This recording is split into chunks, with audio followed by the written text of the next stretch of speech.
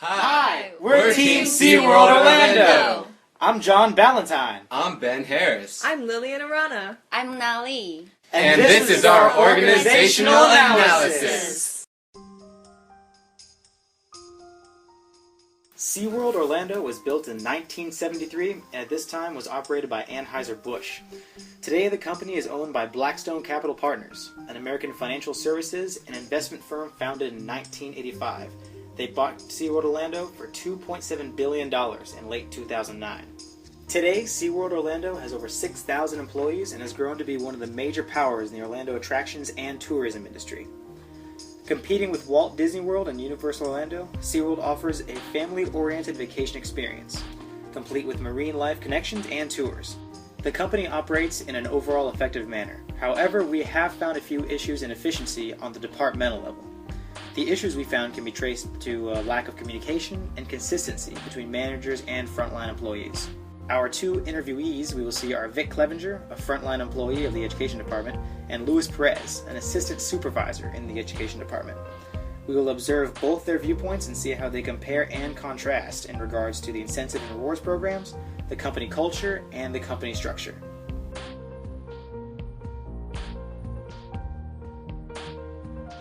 We go out there regularly and listen to the speeches that they give and the things that they talk about, and basically rate their performance.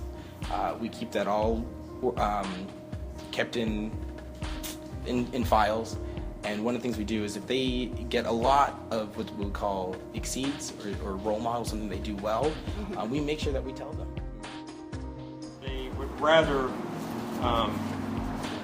give disciplinary action as opposed to incentive action. When it comes to the employees, we hit them where they've done something wrong, and sometimes they don't even know they've done it wrong until they get hit with something.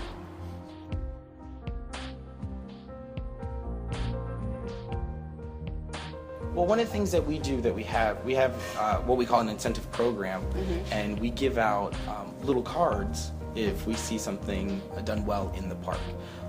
If one of our educators are on a lower level and speaking to somebody eye to eye, like for a child, we'll give them one of those cards. Okay. If they are giving one of the speeches that we feel is very well done, we make sure that we give them one of those cards. And after they gain a couple of them, they can actually redeem them for certain prizes that we have. To go really big, one of the prizes is an iPad. And if you get 75 of these little free Cokes, then you can get an iPad. Oh, really? If the managers are so stingy with their incentives, there's no way you'll ever win an iPad. Like any other company, they have their insurance. They pay for part of the insurance. They pay your retirement, 401k. They pay a percentage of that. They have a good health benefits package, and they have a good 401k plan if you buy into it.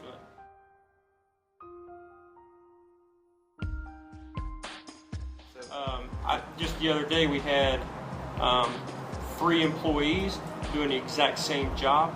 2 of the employees were rewarded in it, but because that particular assistant supervisor didn't like the 3rd employee,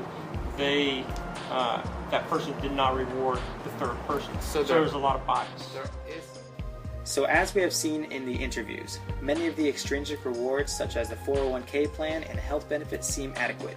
However, the reward systems that the managers use to recognize superior performance seem inconsistent and often unattainable. Additionally, we observed some intrinsic rewards Luis has experienced.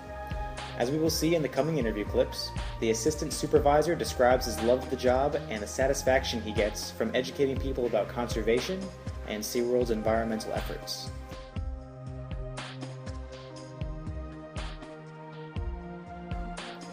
Our mission is pretty simple for our department, for the whole company. We're part of the education and conservation team. So what our mission is to make sure that as many guests that come into our park as possible are educated. Anything coming from the exhibits that we're at or the programs that we present, we're trying to make sure that every single guest that we have gets some type of knowledge and learn more about the animals that we have there. We have yes. Our entire company is very diverse. We have at SeaWorld alone over 6,000 employees, and we span from very young to elderly people of all races and mix, all different types depending on what department you're in. Since we are more geared towards more hospitality, having different types of cultures actually helps us be able to, what's the word I'm looking for, connect well with others. One of the big reasons why I stay with this company is their value towards education and towards conservation. It's one of the things that you don't see anywhere, really. Making sure that we put enough effort, even financial effort, into teaching people, I've never seen anywhere else. There's a lot, at one time there was a lot of steps to get moved up, and there was a lot of top heaviness. So it was very frustrating getting stuff communicated from bottom to top. Now they've trimmed that down, so as far as communication culture goes, and the organizational structure of the place, it's gotten a lot better, a lot easier to get to the top. And in a way it's not. Management sometimes moves, as you move up a corporate ladder, you move further and further away from the front line when things actually take place, and you're more in a secluded area.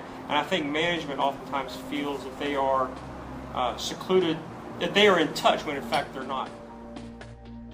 Supervisors reading to the, let's say I'm your supervisor, I give you an evaluation on your performance this year, and you don't agree with a certain point of it, so you make a little comment, which is within your right to do on the thing, and then I, as a manager, pull your sheet of paper, and I look at it, I'm like, well, how dare him?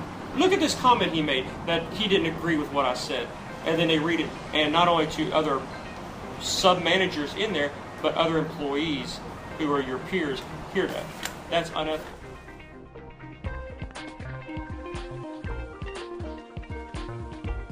I don't think any management team could ever say they are the most efficient and most productive team out there. There's always things. That's something that we talk about all the time, and something that we try to implement all the time. My key thing would be customer focus and communication skills. Improve your communication with the employees and make it more detailed, not micromanage detail, but more detailed with your goals, and look at your organization through a customer's eyes. As we saw from the interviews, SeaWorld's overall mission involves educating guests about conservation while at the same time providing them with world-class entertainment. We saw that there is a diverse spread of employees and that there is potential for upward movement. However, there seems to be a lack of effective communication between upper and lower level employees. Also, as we observed from Vic's interview, there may be a lack of involvement in frontline operations from the managers. On a cultural level, this will be problematic because it will contribute to the lack of communication within the company.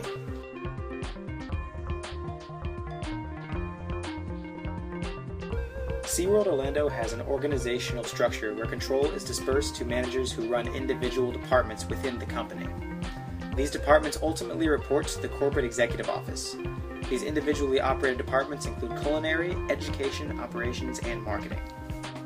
All of the departments within SeaWorld have similar structures. They consist of a manager who works with a series of supervisors. These supervisors oversee a panel of assistant supervisors, for instance Lewis.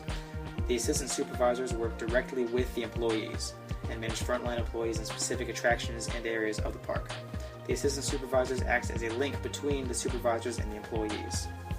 The departments within SeaWorld must interact in everyday operations. For example, the education department offers animal interaction tours and behind-the-scenes tours, and they must work with animal care and operations to construct such a tour. Another example is when the education department has their education camps every summer. They must coordinate with culinary and operations so the campers have food to eat and places to sleep.